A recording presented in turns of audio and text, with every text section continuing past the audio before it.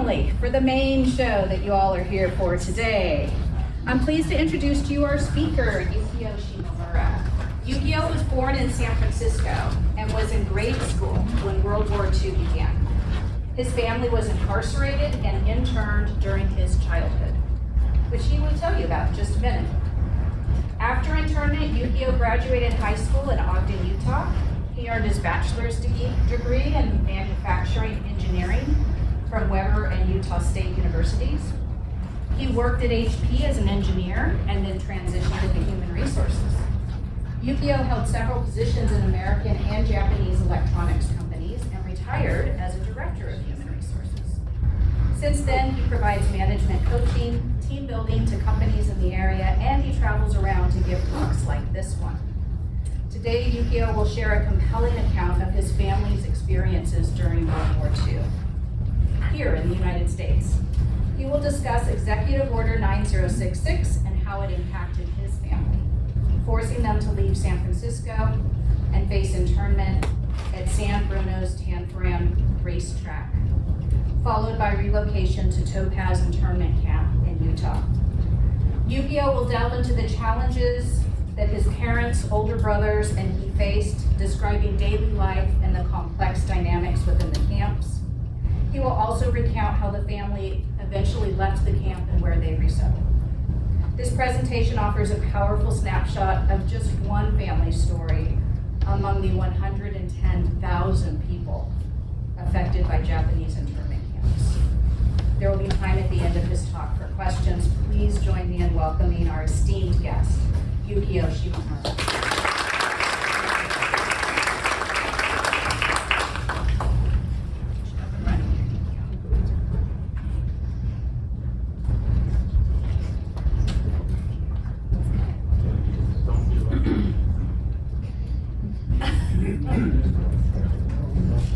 You're in. Yeah, it will. There it is. Boom. Magic. All right. Thank you, Yukio. Well, with an introduction like that, it's going to be hard to fulfill the expectations.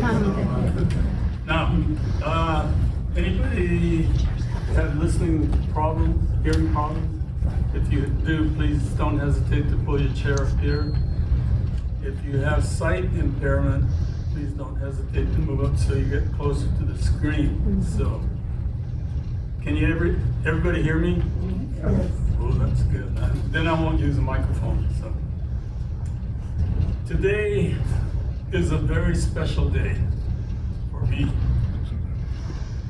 I woke up this morning, and then I took inventory, and I said, I guess I'm all still here, and I'm awake, and I feel real good about it. So I have an opportunity to speak to you, and I appreciate the fact that all of you showed up. Now, what's special today also is we have some people that were in the camp at the same time I was, and they're sitting up here. And so this is where it's special for me, because I won't be able to get away with any bullshit. As far as I'm concerned, my nose stays stubby and short, and from a Pinocchio point of view, it's going to stay that way. And I don't have selective facts or facts that I've made up. This is all pretty straightforward. So I want to have you bear with me as I go through this. I would have to say that you would wonder how old was this guy when he was in camp. And I was 8, 9, 10 years old. And so with what I'm realizing is I'm a tweener. Tweener means to me, people that are older than me may have more difficulty in doing this kind of talk, bringing up their memory. People younger than me don't have the memory because they don't have, they were in camp when they were born there or a year old or whatever. They don't have the ability to regurgitate any of the information. What I'm realizing for myself is I have a fairly vivid memory of what happened. So I'm going to give you a piece of what I remembered, and I'm also going to show you a lot of pictures of the scenes that I'm very familiar with, so that you get a sense of what happened. In most history sessions, when you take a history class, what you do is you go over the dates, and then you go over the events. And then when you take the final, if you can regurgitate the dates and the events, then you get a passing grade. On the other side of the coin, what I want to have you do is I want to have you go through a certain level of imagination. And if you could all, who are non-Japanese in this room, if you can all imagine that you're Japanese American citizens at the time of what I'm going to show you today, then you're going to get a sense of smell, sight, and feelings. Because that's the part that, from a history book's point of view, they don't go through the feelings of what went on. And today I want to talk about my feelings, and I'm going to be displaying the feelings of people that are in this room that experienced it the same way I did. And as their heads go like this, that's affirming what I'm saying, but there could be some tears too, because it was that tough to go through that period of time. So again, let your imagination fly a little bit, and as I wave my magic wand, I'll say, okay, now you're all Japanese, and now you're with me as we go through this journey that started back in the 40s. Okay, so all I can say is, here we go, enjoy the ride, and if you pick up a few pointers, that's great. And I'm gonna do the best I can, okay? Now, can we lower the lights, this front lights?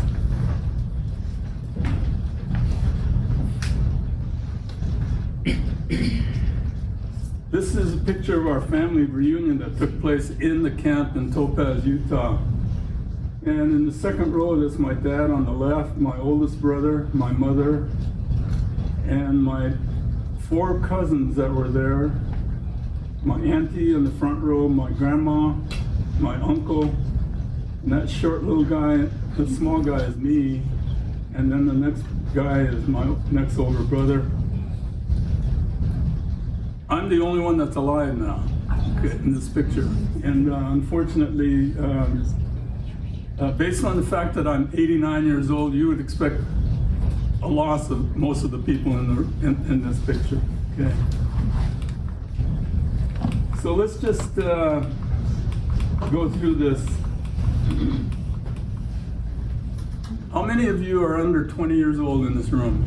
Okay, we got one student in the 7th grade, and she's here, and she's being homeschooled by her mother, and she's trying to help evolve the understanding of what happened during the Second World War, okay? How many of you are under 30? Okay, we got some youngsters here today. And under 40? Okay, now we're getting into the older folks. How about 50? Got a couple. Okay. 60. We're getting there now. 70. 80. Under 80.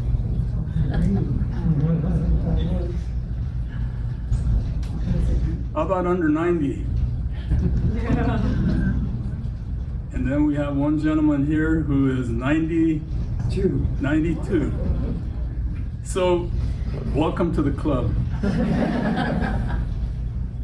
This is the slide that I show when I go to colleges, so that then we get a chance to find out what countries people are from, and how many of you are grandparents? Oh, fantastic.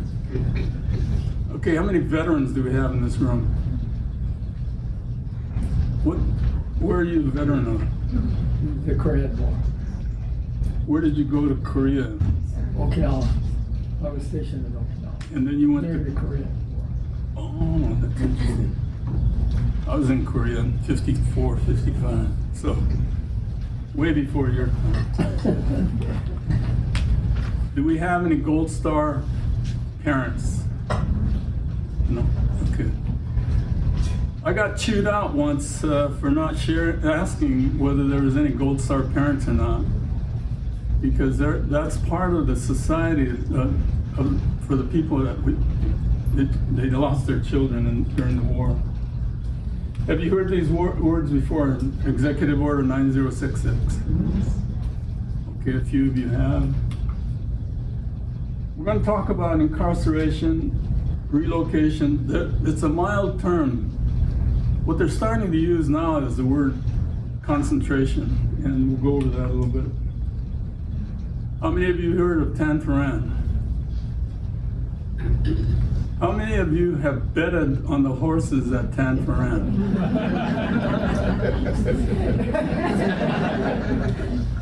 So you're not that old. Okay. Have you ever been to Delta, Utah? You have. How come? Driving through. Oh, driving through. Yeah. Oh, you went off of the main drag to go through Delta? Wow, that's interesting. What did you experience? Desolate. Okay, thank you. I appreciate that word. We'll talk about that a little bit more. Topaz, how come you raised your hand? My father was there with you. Did he tell you what block he was in? He did. I don't know if I remember correctly though. How about you? I'm married to him. Is that good or bad? Kind of crazy. It's how many are children of people who were in camp? There you go. This is going to be a fun session. One of the issues for us that don't know this, most of the first generation parents had a difficult time talking about their camp experience, to the point where if you brought the subject up, they would either tell you to shut up, don't talk anymore, don't bring it up, or they would walk away because they couldn't handle the emotional status of what they went through. So this is, you'll find out why that emotional feeling came up. Heard of Tule Lake? Okay. And 442nd Combat and 100th Battalion. We'll talk a little bit about it. Okay, my family was in San Francisco. This is my mom and dad. This is a picture that they took right after they arrived in the United States. They came over here, they were sponsored by my uncle and my auntie. And they came right after the earthquake in Japan. The economy in Japan was in shambles, and so then I think my dad asked his uncle his brother-in-law to sponsor him to come to the United States. We lived on 1872 Bush Street. My dad was a traveling salesman in Montana, Idaho, Colorado, Nevada, and Utah. My mother was a soloist at the Christian church, as well as a pianist and an organist, and she did piecework. Piecework means she got paid for every piece of garment that she sewed. And in this day and age, what we call those kind of shops is a sweatshop. Okay. My grandma never learned any English. And so when she answers the phone, she would say moshi moshi and bye. And she'd hang up the phone as soon as she said moshi moshi because she couldn't understand me. My oldest brother was going to, I believe, in the high school. My next brother was in John Sweat junior high. I went to a school called Raphael in San Francisco. My brothers were in the Troop 12 in San Francisco. There was all Japanese Boy Scout troop. And for me, I had my scooter, and I used to go up and down the streets in near Sutter, Buchanan, and all those other streets near J-Town. Everything was going hunky-dory well. Here's a picture. I'm on the very left-hand side. I'm one of the flower children of San Francisco. So, you know, hey, carefree time, everything was going well. And then all of a sudden, the Japanese made a significant mistake by bombing Hawaii. And in the process, it turned the whole United States into chaos on the West Coast because the East Coast was already going through it with Germany and Italy. And so then, this is the kind of newspaper articles that were being printed. This is a very interesting statement because this will give you an idea how the panic started, okay? A Jap is a Jap. It makes no difference whether he's an American citizen or not. He's still a Japanese. Japanese as a race is an enemy race, and while many have been Americanized, the racial strains are undiluted. Sabotage and espionage will make problems as long as he's allowed in the area. The very fact that no sabotage has taken place to date is a disturbing and confirming indication that such action will be taken. So, if you're Japanese, you're already pegged. Go ahead, take that chair. That's great. You're already pegged. And so now, this general was influential in putting all the Japanese away into the camps. Based on this statement here, he's had the reputation of being pretty stern against the Asians or Japanese on the West Coast. His reputation ended up with his new name, General Nitwit. And, you know, that's the way a lot of people felt about him because of the statement that he made. This is another newspaper headlines, and the word Jap is being used. And let me reaffirm the fact that Jap is a very derogatory word. And it's as derogatory as the N-word. And I don't have to tell you what the N-word is because all of you know it. Okay, so I'm just letting you know. If you still use it in your vocabulary, I would hope that you would refrain it. And what I would tell you that when I get called a Jap in this day and age, I have to take a few seconds to collect myself.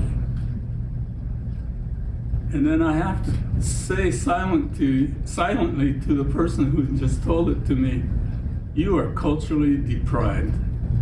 And that's how I can rationalize it. Because I'm done getting into fistfights. At my age, you don't do that anymore. But in the early stages of my life, I used to get into a lot of fights just because they used that word against me to put me down. Now this is the Executive Order 9066. And if you read through this thing, then you get a sense of how the government started to take charge of your life. And take charge means you're going to be told what to do, when to do it, and how to do it. And if you think you have any choices, if you go against what the government wanted you to do, you're already going to be punished. And punishment means that there are several guys that went against this, and they were either paroled or they were either put in the penitentiary or whatever other kind of punishments that said, you don't go against what the government's doing right now. Even what's interesting is that the Supreme Court supported the evacuation of all Japanese off the West Coast. Now, picture this. The Supreme Court. Now, the Supreme Court's having problems right now with their image, as we know. And unfortunately, I hate to see the Supreme Court's image tarnished because you're counting on the Supreme Court to be the rulers of the law and how to implement the laws of the land, Okay, so I'm just telling you, even the Supreme Court messed up. Now, here we go.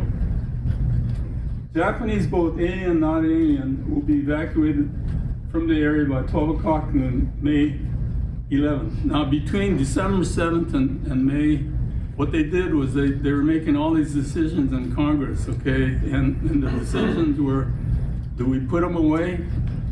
Do we let them stay? If we put them away, how are we gonna put them away? Who are we gonna put away? And so now, the heavy hand is coming, okay? No Japanese living in the area be able to change residence without permission. If you were told that today in your life, how would you feel? And my feeling is that it's happening, folks. We'll provide services with respect to leasing, cars, sales, storage, real estate business, professional equipment, household, boats, automobiles, slice up. In your lifetime, how many of you own businesses? Okay, what kind of business did you own? Landscape. Landscape, okay. Anybody else?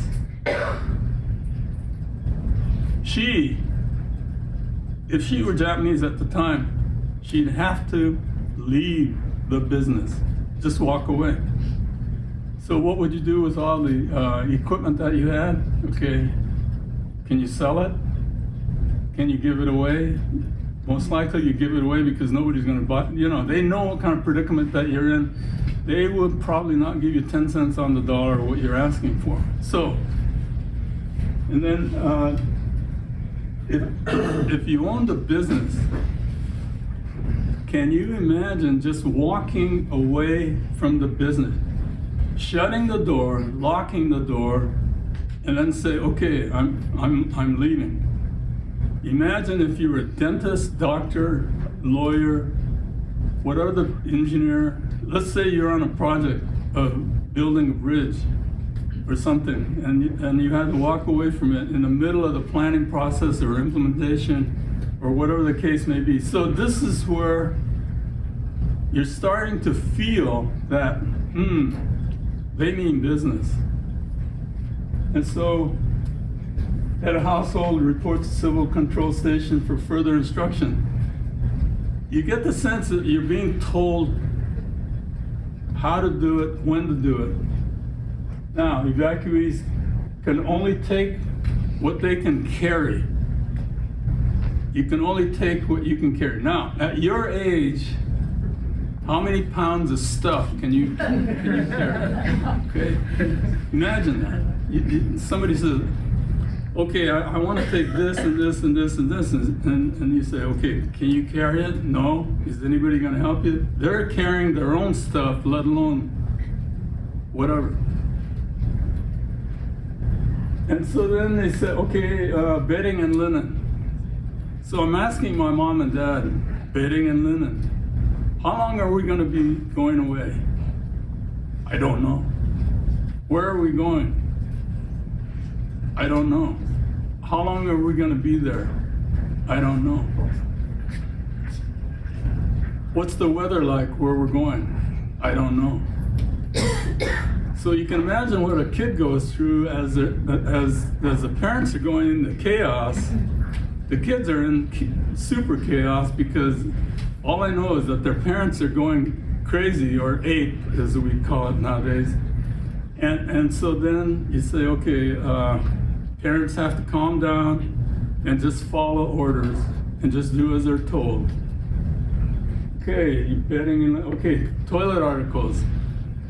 Men would not have any problems with toilet articles. Okay, all they need is a bar soap and a towel. If they take a shower, that is, okay, and wash their face. But for women, it's a whole different story, okay? Because you got the sanitary hygiene products that you have to have. And so then you say, there's no CVS, there's no Costco's, and there's no whatever. And so then you say, okay, how long am I going to be gone? How much should I be prepared? You don't know. And you don't know if the supply is even going to be available when you go. So now, how do you feel about it as a woman? And he said, uncomfortable, uncomfortable. Extra clothing.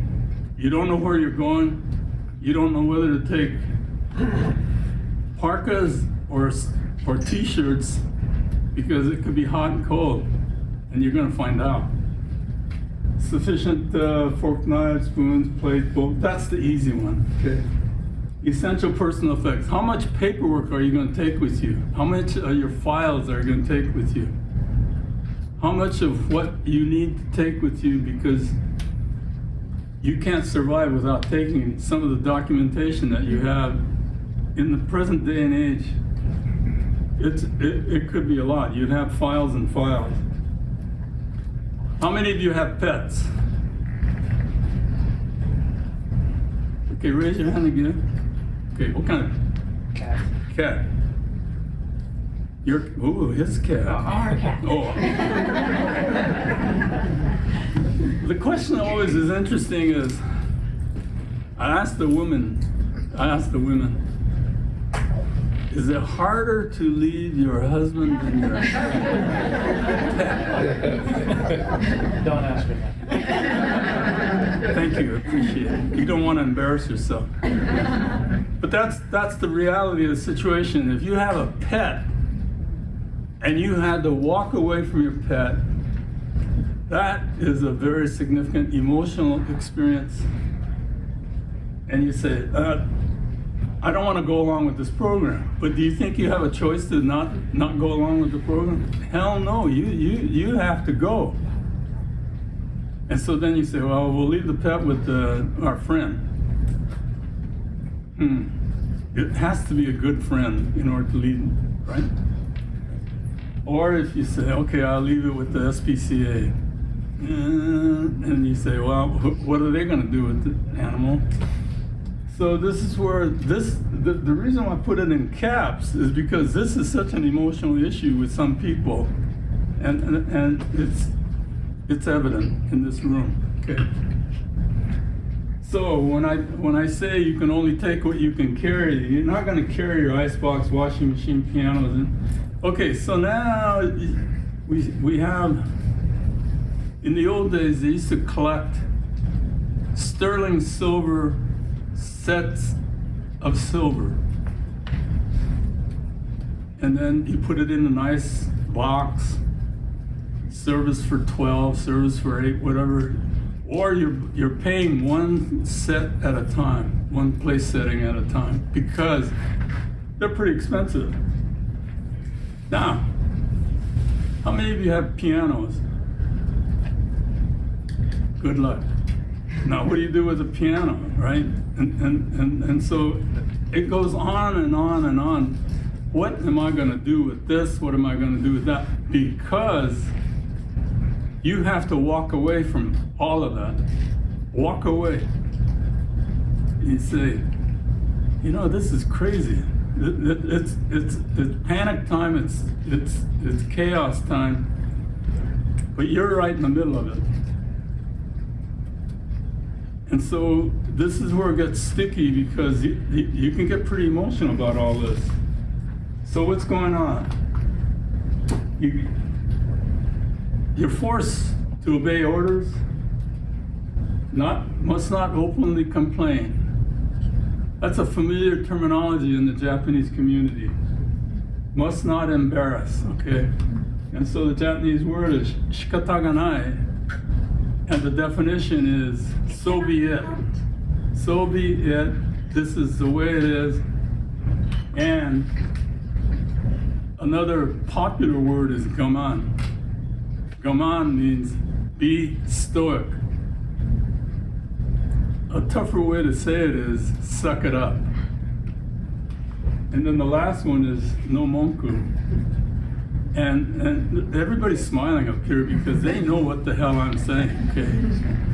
No monku means, in my language, no bitching. So, if you take all of this and you're part of the Japanese community, this is the way it's supposed to be.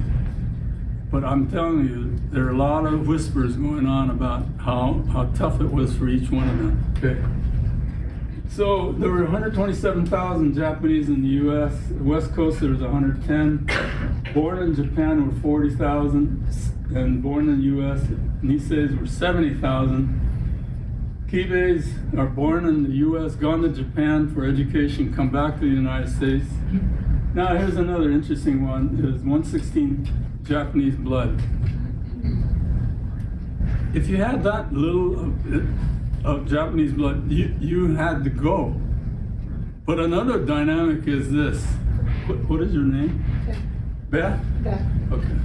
Let's say Beth and I dated, okay? And next thing you know, we started getting, like her, she likes me. And I said, hey, will you marry me? And she says, yeah. I'll give you the benefit of the doubt. But then I go to her parents and I said, I'd like to take your daughter's hand in marriage. And they look at me and I said, okay. Go to my parents and my parents would say, a little bit more. Now, after we get married, we have children. Okay, we have 2 kids. Kids are blonde-haired, blue-eyed. Okay. Goes to the camp. What happens? Will she be treated right? Will the kids be treated right? The kids are blue-eyed, blonde hair. It'd be tough. It'd be a lot of people harassing her and the kids. And so then she says, maybe I shouldn't be here. I love you, but I need to get out of this environment because I'm getting picked on all the time. And the kids are taking it hard also. So she's allowed to leave because she's Caucasian. Now, let's flip it. The children are now black-haired and brown-eyed now, with the blonde-haired, blue-eyed mother. And they go out into the community. How do you think the kids are going to be treated during this period of time? Very, very tough. And so this is where the ironies of war is brought out in these kinds of illustrations. And you say, it shouldn't be that way. Everybody should, and the reality is, it's not built that way. So the 70,000 alien, non-alien. So I consider myself, the terminology in alien has changed because we're talking about space aliens. This is where all the Japanese that were born in Japan were aliens.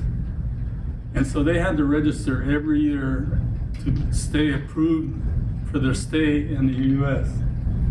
But you got the Niseis that are born in the United States. They have automatic citizenship to the United States, right? So we, as United States citizens, compared to the 40,000, are we going to be treated differently? No, we're treated all the same. All those people are put away without any court processes or legal processes at all. It's just put away. So here we are getting lined up. You could tell in San Francisco at that time, the men wore suits, ties, hats. The women wore suits, coats, hats, and gloves, okay? My mother used to take pride in the kind of gloves that she used to wear, and I can't tell you how many stores that I went to for her to go shopping. Because I was the youngest kid. She dragged me along to all of the women's shops and drove me nuts. Now you see the guy with the rifle, the soldier, lined up. There's a sign on the wall for the Executive Order 9066. This is an interesting picture because this Japanese American had enough wealth to be able to establish a store. We had to put a sign up like that because he still needed customers, but he knew his time was short. Because if you look at this one, it says in the window, 1 day to go. Now, you figure if you're a store owner, you had all your inventory, then you had your accounts payable, accounts receivable, you had your display cases and everything like that. And then we talked about earlier, how much would you get for the merchandise that you had? Very little. And so then it made it really tough for people who were in this situation. If you owned the car, and these were reasonably fashionable cars at that time, if you owned the car, you had to give it up. If you paid for it and had to give it up, how would you feel? How would you feel about somebody taking your car and saying, we're going to give it to the used car dealership? And that's what happened to a lot of the cars.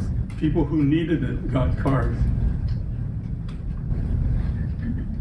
Very familiar sign in the neighborhood, buy stamp, buy bond, buy jet. I remember when I was a kid that they used to sell war bonds and stamps, and you couldn't wait to put the next stamp in so that then you fill the booklet up so you could get an actual savings bond. This is a tough one. The guy on the roof is getting the signal from the ships at sea. The guy is handing out the TNT. Now all these people are Washington, Oregon, California. Depicted with the slant eyes and glasses and buck teeth. And the artist was Dr. Seuss. And you say, that's interesting. Way back when, Dr. Seuss? The answer is yes. If you look up Wikipedia today and you look up Dr. Seuss and you looked up all of the propaganda that he did, it's very evident that he made a lot of pictures against the Japanese and the Germans. And here, I didn't know this was going on, and I had bought my children Dr. Seuss's books and grandchildren books. And when I saw this, I said, that's the end of it. And then I had to reconcile myself to Dr. Seuss to say, well, maybe he was a starving student at that time, and I'll give him the benefit of the doubt. But I don't buy any more Dr. Seuss's books, okay? So anyway, this is a real interesting picture. If you get a chance, look up Wikipedia, Dr. Seuss, propaganda. It'd be interesting. Remember I told you, you can only take what you can carry. So what happens is that, how many of you remember the word steamer trunks? This is it. This is how they use the steamer trunk. And then the interesting thing, in those days, they didn't have wheels underneath to roll it. And so then you had to carry it. Now we're getting on the bus. Now the soldier has a bayonet on his rifle. You see the gentleman still has his coat, hat, and tie on. Very formal looking. Now you see all these soldiers lined up. See, this is the thing, is it feels oppressive. But a lot of you have not experienced this oppressive feeling. But this picture shows you that it could be very intimidating. Okay. So it was said that we're going to go to Tanforan. Tanforan is in San Bruno, where the racetrack was, the horse racing track. Started in 1899. So you said, that's interesting. 1899, 1942, about 43 years.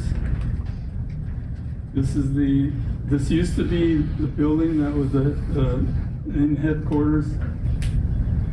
So this is the grandstand picture looking down into the field, and you see the barracks. Now, those barracks are great. But we were also in horse stalls. And today, we have a gentleman that was in the horse stall. Now, the interesting thing is, do you train horses to stomp on the wall to say, I gotta go? They go where they're standing because they don't know any different. So all the urine, all the pee and all the poop, whatever you want to call it, they just dump it where they're standing. And then they get somebody to shovel it out once a day or whatever the case may be.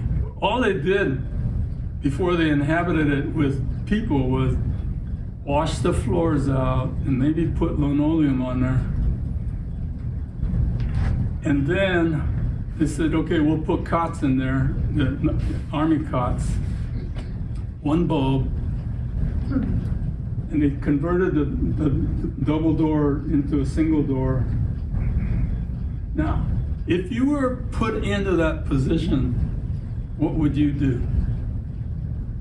You'd say, this is bullshit. And you'd think, wait a minute, can you do that to me? It was done. So there were 50 families that went into the horse stall.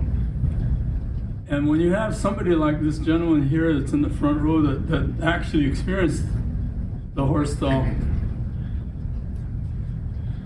then it makes it more real for me, even though I'm talking about it. So when you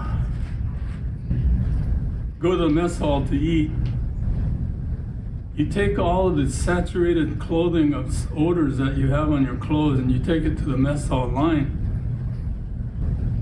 Do you think you smell? It's saturated the clothes, there's even potentially the skin or whatever the case may be. It was not right. But then on the other hand, this is what happened, folks. And so then you have to ask yourself, wow, this is terrible. And the other thing is interesting is that all the barracks are built with green wood. Green wood means that they were not kiln dried. And so then when you put green wood buildings up like this, the wood shrinks over time. And in the process of shrinking, you get 1/4 inch to 1/2 inch spaces between the boards. And so, there's a story that goes, this guy was telling a story, and this other guy was listening to him through the wall because it was like open communication, right? So the next day, the guy asked him, "Hey, could you finish the story for me? I only heard a part of it." So this is the way it went. So then they had scrap lumber that from all of the barracks that were built. So then they had to make nightstands out of it, and whatever pieces of furniture there was to make it more comfortable in the room. Here we have a picture of the guy putting hay in a sack. That's his mattress. So how many of you have allergies? How many stores would you be able to go to? Because medical technology didn't even come along to the point where you can take an allergy and go to the store and fix it with a pill. No way. So there are people who had allergies, had problems, and then the question is, well, do you not fill it with the bag with hay? Or do you sleep outside? Have you ever thought of sleeping outside in San Bruno? You got those microclimates going through there all the time. You got all your luggage right out there. They got it all. This is here. This is yours. You guys sort it out. So there were lines and lines and lines all the time. Breakfast, lunch, and dinner. What do you think about the kind of food that you would get at that time? Now the war is starting to go pretty heavy. We're eating potatoes, Spam, eggs, oatmeal, and all those kind of foods, a lot of carbohydrates, and people were putting on weight because they had to eat. There's the guard tower, grandstand. And so on Friday nights, they tried to make it business as usual for the high school kids, and they had music and they had dances and things like that. And they had a couple of churches for Sunday service. People were in the camp for about 4 or 5 months because it was a temporary situation. And that's why they call it relocation camp, okay? So then we were told we're gonna go to a place called Topaz. And you said, well, where the hell is Topaz? And there we are getting ready to go. Everybody's packing up. And again, you can only take what you can carry. And so now we're boarding the train.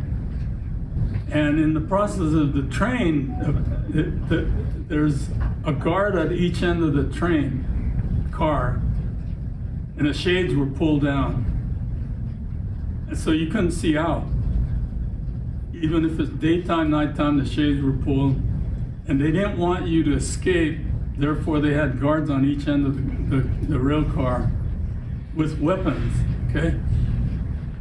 And so then you say to yourself, in hindsight, I'm going through the desert of Nevada and Utah. Would you want to escape from the train at that point in time?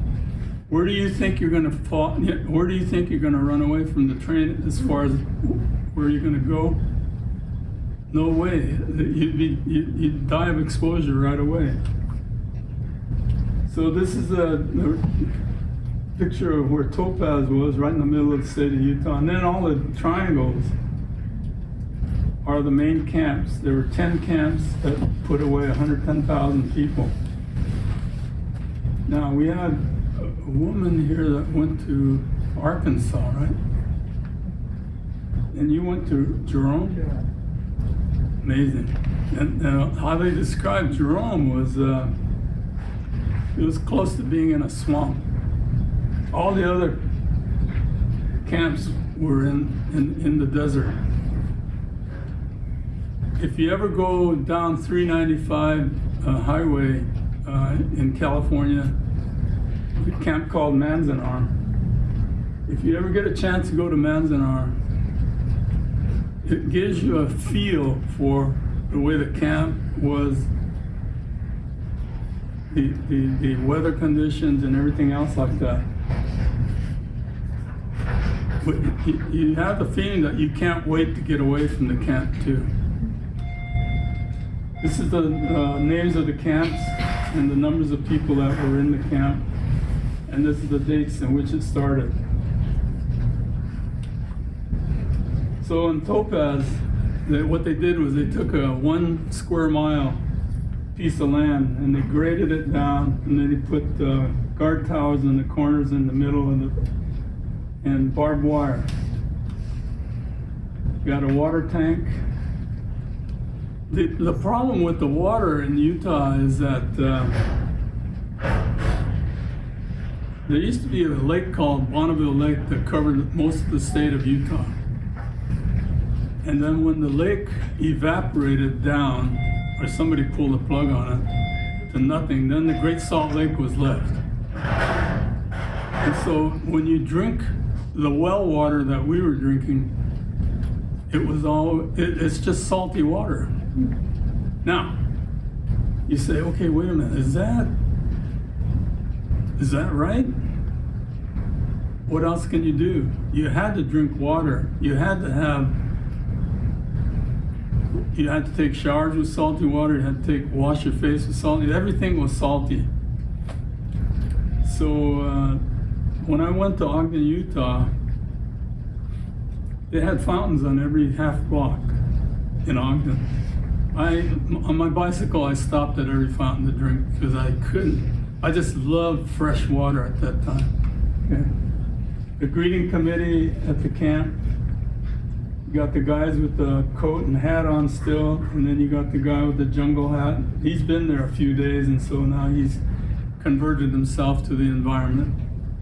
And you can see by his Levi's that Japanese people have short legs, and so therefore they used to cuff their pants pretty high because Levi's only made it a certain length at that time.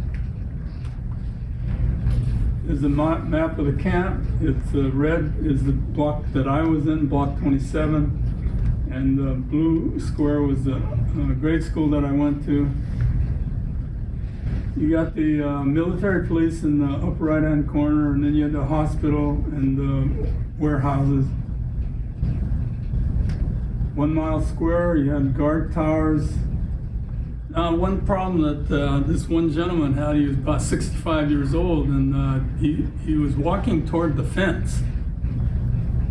And he's getting close to the guard tower, and the guard said, "Halt, or I'll shoot." Said it 3 times, "Halt, or I'll shoot." The guy got shot just by getting close to the fence.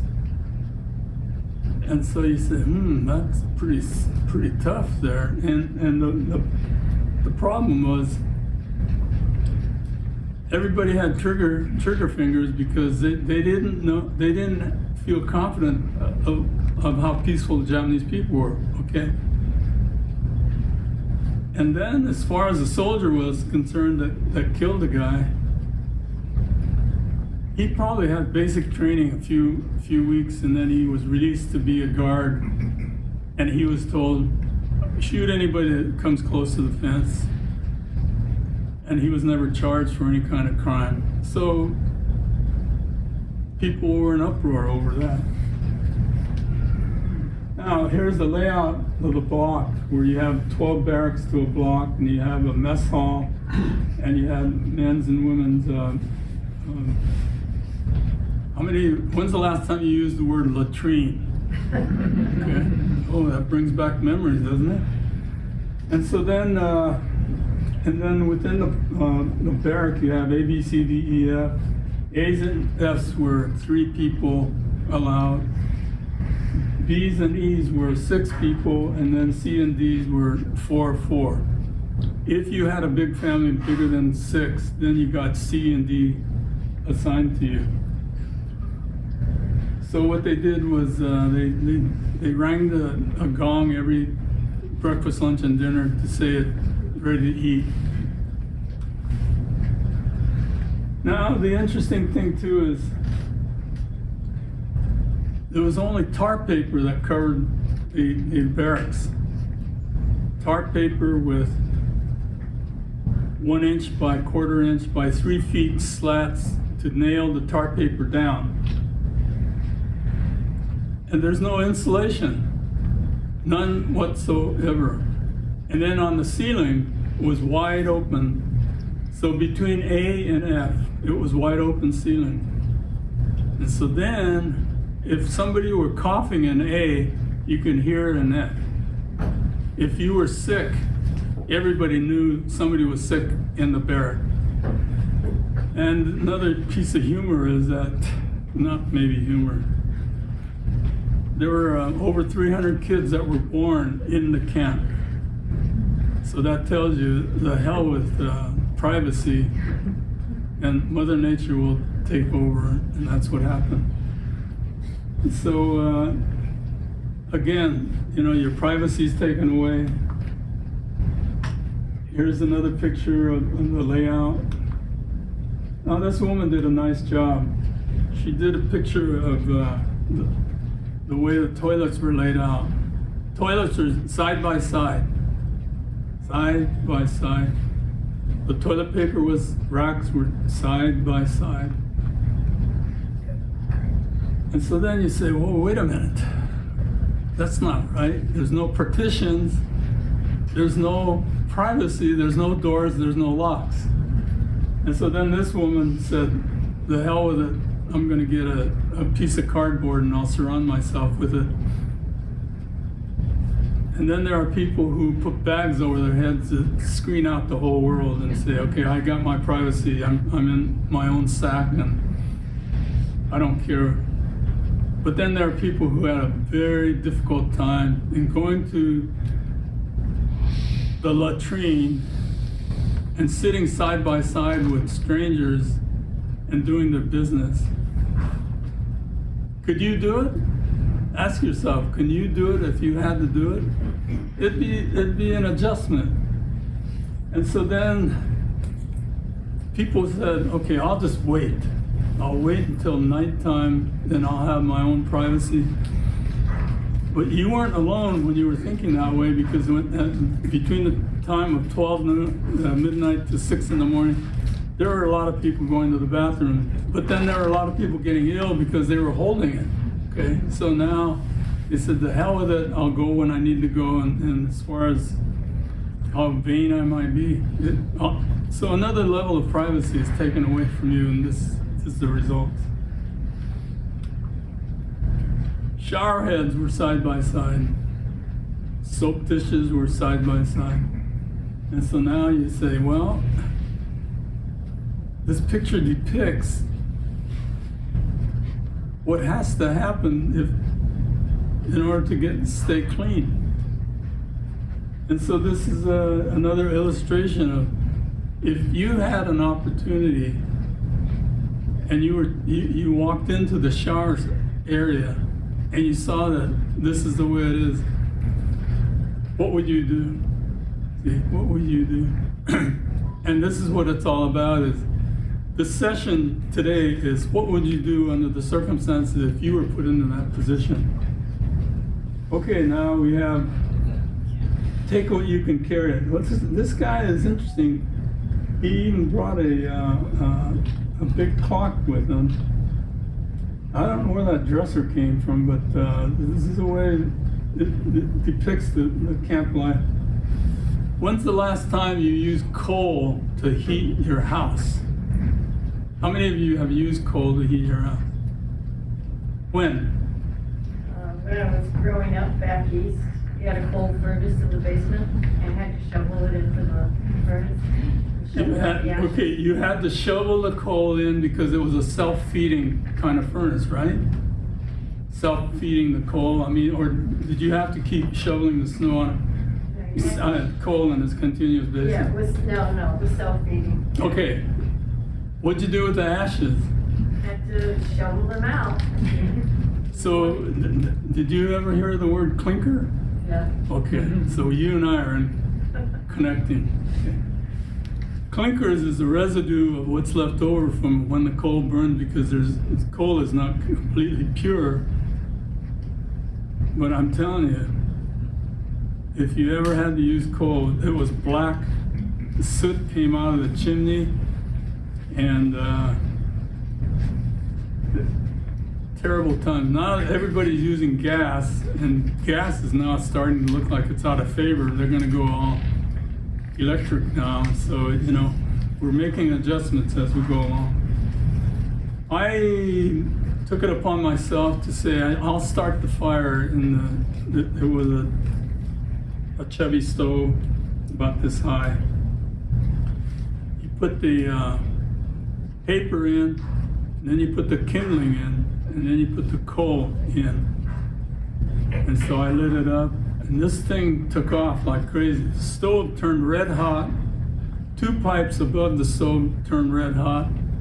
And luckily somebody came in and said, hey, you gotta adjust the oxygen level coming into the stove.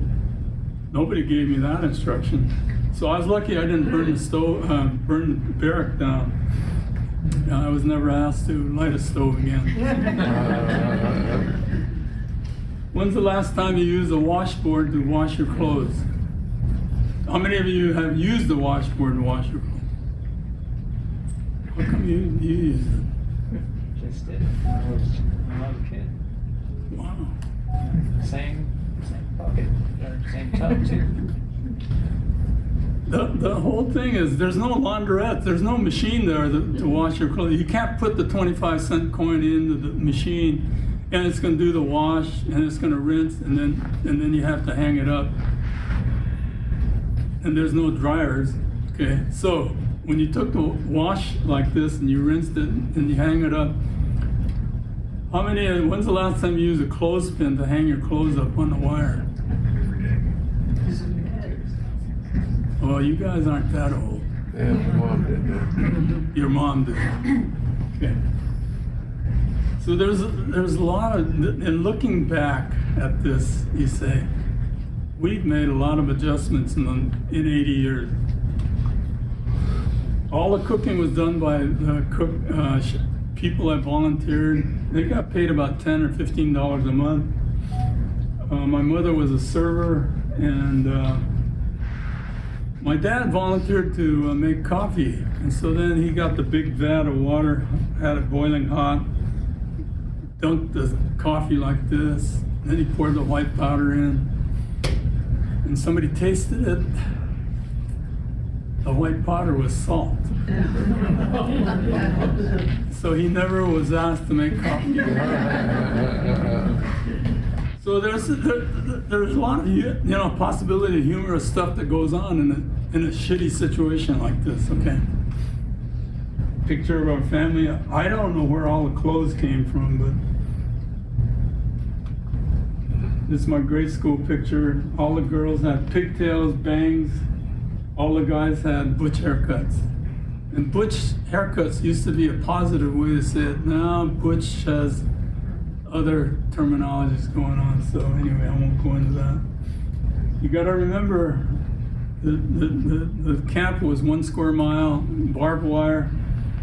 So the parents weren't worried about their children getting abducted. The only problem was when it got dark, whether the children can find your barrack or not, because all the barracks looked the same. And so then they had to knock on a lot of doors before they found their own house, their own parents. Business as usual. Boy Scouts, and so even that continued on. Then you say, well, where did they get the uniforms? They ordered it. They got approval and all that. And then there were churches also. There were about 6 or 7 Christian churches with various denominations, and then there were Buddhist churches, a couple of Buddhist churches. There was no Shinto churches because Shinto was the people who follow Shintoism followed the emperor of Japan, and that was a no-no. Okay. The gymnasium was built for basketball and other activities. There was a flag ceremony before every game. Football game. And so you say, okay, they played the cities that were surrounding the camp. And so then you say, well, where did the uniforms come from? Doesn't come from the blue. So then I imagine that they ordered it. Teachers were accredited. These are high school teachers. But for junior high and grade school, they got volunteers. And so then, because they're volunteers, they're not accredited, therefore their teaching skills weren't developed yet. So that's why I have a learning deficiency, because I didn't feel like I got any training from accredited teachers. That's what I blame. My brother was the editor-in-chief of the high school first class that graduated of the yearbook, and his wife is the second from the right on the second row. So they dated while they were in the camp. Cap and gowns, yearbooks. Now, this is the turning point of the time that we're in the camp. This is what every adult in the camp had to take, was a loyalty test. In order to have you feel the effect of this, I need to read it to you. On number 27, are you willing to serve in the armed forces of the United States on combat duty wherever ordered? No. 2, will you swear unqualified allegiance to the United States of America and faithfully defend the United States from any or all attack by foreign or domestic forces, and forswear any form of allegiance or obedience to the Japanese emperor or any other foreign government, power, or organization. This is the loyalty test that every adult had to take. And you say, well, wait a minute. See, you're asking me what my loyalty is, and you've got me behind barbed wire. You're telling me what to do, when to do it, how to do it. You're taking my privacy away from me. And you're treating me this way as I am an American citizen. And you give me this loyalty test at this stage of the game. So the question that you have to ask yourself is, if your constitutional rights were violated, how would you answer these questions? Would you say yes, yes, because your loyalty rises above everything that you've been through, everything that your parents have gone through, and now you're being called like this to answer these questions? Or would you say, my constitutional rights have been violated, therefore, by principle, I'm hesitant to do this, but I'll go yes, no. I won't go no, no, because I'm not loyal to Japan, but I'm going yes, no, because I'm loyal to my belief in the Constitution, therefore, I should be allowed to bleed the way I do. And so what happened? A lot of guys went yes, yes. There's a few guys that went yes, no, and fewer guys that went no, no. The guys that went, the families that went yes, no, were shipped to Tule Lake. That's where the hardcore people were, that were loyal to Japan, but also along with them were people that were loyal to the Constitution. And that was a hard choice for a lot of guys, because they had strong feelings of, because they knew enough about the U.S. government, how the government was running, that they believed in the Constitution. But the Supreme Court shot down that whole process of incarceration or no incarceration. So, what happened? There's guys that signed up. The guys that were married signed up. Now, my brother graduated high school. Luckily, he got a scholarship from the Friends and went to Michigan State Normal College in Ypsilanti, Michigan. And within a semester, he was drafted. So, you say, okay, that's great. They're showing their loyalty to the United States, but you go to basic training and you get the guys that got killed in action, missing in action, wounded in action. And guys from Topaz, a lot of them signed up, got drafted. So you say the irony of war is this is a result. It's no different than what's going on in Gaza right now. It's no different than what's going on in what's the country that's at war right now with Putin? Ukraine.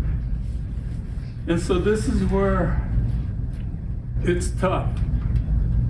So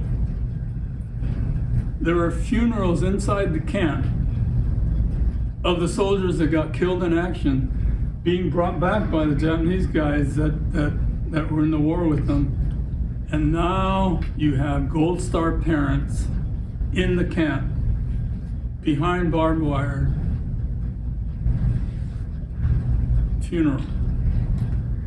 This is the turning point of this presentation, is right here, because the question is, was it fair to put the people into the camp, let alone draft them out of the camp, and let alone send them off to war? And the answer is, this is what happens when you panic. So by that time they said, okay, now that these guys are volunteering and everything else like that, we need to shut the place down, all of them, all 10 camps. So then you say, okay, you're all told you're free to go. And then you say, where are you going to go to? Because wherever you were employed, you got fired because you were Japanese. And the housing, your landlords kicked you out because you're Japanese. And so then you say, okay, first, go first, find out how the first wave experience is going back. If you were the first wave to go back to where you came from, you know how you're going to be treated? Some people were treated very rudely, okay? Rude is a very nice word, the way I'm saying. I use other words for other groups. So can we all leave in one day? No. So a quota was set up, and so you signed up, or you'll be assigned to a date. You get packed up, you'll be escorted to the train, and you'll be given about $25, and you'll be sent to where you came from. That's it. So now you say, I'm back. And so you go into resettlement. My mom and dad, my dad was sponsored by a jewelry store in Ogden, Utah. So we ended up in Ogden. And my brother still has his uniform. And family picture, my grade school picture. And so through many years of legislative effort, Congress accepted what was done to the Japanese American was not right. Do you know how many years they discussed this in Congress to say, did we treat him right or wrong? Did we? What do we do with how to pay any kind of reparation? How much should the reparation be? All of that stuff had to be ironed out, and it took years and years to do that. The budget was set up for education, and then $20,000 award to every internee. That was still alive. In other words, when the executive order was signed to give everybody that went to the camp $20,000, all of the people that were still alive after it was signed was given the money. Anybody who died before the executive order was signed didn't get anything. It was really crazy. And then $20,000, you know. For some families it was a pittance, and then for other families it was at least something. And there was some degree of apology, but it was sloppy the way it was done. So this is a plaque that's in topaz. What did I learn? In a panic situation, the Constitution was put aside. U.S. citizens were excluded from protection and were isolated behind barbed wire under military guard. So the question would be, will it happen again? During the Vietnam War, the authorities wanted to round up all the protesters. Can you imagine? There's a camp outside of Livermore that's ready to go. There's a barbed wire compound there that that is there, and they're ready to take on people. Do you know where that is in Livermore? Pardon? Do you know where that's located? I live in Livermore. You do? Yes. I think the name will show up. Okay. If I remember, all you have to do is look up Wikipedia. Yeah. Sorry to see that you have something close. But what they tried to do was, you remember the protesters during the Vietnam War? You remember the picture of the woman that stuck the daisy into the barrel of the rifle? In that period of time, they wanted to take all the protesters and put them away into that compound, okay? Now, the other thing is that Middle East people in the United States, I go back to, if you go to Arlington Cemetery, and you go through the cemetery and look at all the markers, you can see all of the different religious markers on the markers. Muslim just happens to be one of the religious symbols that's used in Arlington. So when you say take them all and send them back, you're sending back a lot of good people, and to even think that, it's just like, it's just not right. Okay, there's a picture of my brothers and I. My oldest brother was in the military intelligence.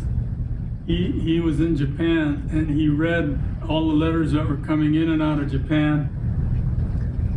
My brother was in the Korean War, and he was assigned to the Marines. And when they went up to the Yalu River, according to the way MacArthur wanted it, which was a stupid idea, he got surrounded by the Chinese, and he was a prisoner of war for 6 months. He came back without a wound, but the only wound that he had was in his head. He had PTSD. And in those days, in the 50s, when they released him, they didn't know what PTSD was. But I know for sure he had it. We had to deal with him walking around him with eggshells because he was that trigger happy with his emotional state. Okay, and I was in Korea for a year, and you have to think about, why would 3 of us who've been to the camp be part of the U.S. Army?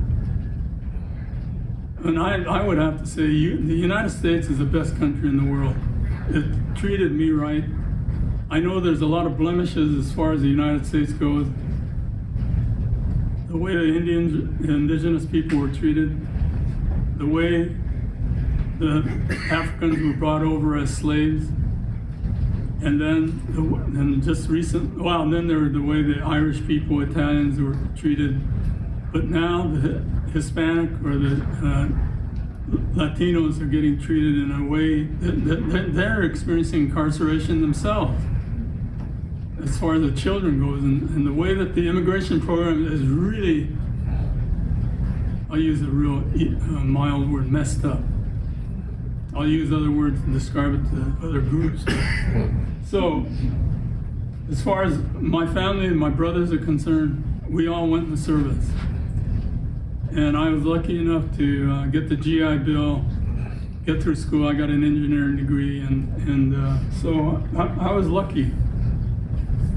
So I'm just telling you, if you ever hear anybody bitching about the United States, ask them where they would rather be. Because it'd be pretty hard to find a place that's better than where it's at right now, here. Okay, we talked about incarceration, relocation. The reason why I put concentration camp versus concentration camp, there's no doubt in my mind that the way the Nazis treated the Jews it's indescribable. The word horrible doesn't fit. It's worse than horrible. And so now, when the Japanese Americans had a display in New York, and they used the word concentration in the way that they used the displays, the Jewish community was offended because they felt like they had the priority over the use of that word because of how they were treated. But luckily, the 2 groups met and they conferred with each other, and they came to the conclusion that the word concentration camp, if you had being told what to do, when to do it, how to do it, and you were behind barbed wire, and your all of your privacy was taken away and everything like that, they discovered that there are more concentration camps in the world than just what happened in the US or what happened in Germany. And so this is why they came to the conclusion that they said, why don't you go ahead and use concentration? But I use the lowercase c versus uppercase C to describe it, because I respect for sure what they went through, okay? Talked about Tantran, Delta, Topaz, Tule Lake. The 442nd 100th Battalion, they were the most decorated soldiers in World War II in Europe. And the way to describe it is, because the guys in the 442nd 100 Battalion, they wanted to prove their loyalty to the United States. They went above and beyond the call. And that's why they lost so many of the fellow soldiers. And that's why they were the most decorated. So I'm just letting you know that there are ways that we've proven our loyalty to the United States. And this is one of them. And we talked about Constitution. This is my oldest son, my next son, and my daughter. My daughter is the one that developed these slides with her husband and myself. And that's my colorful family right there.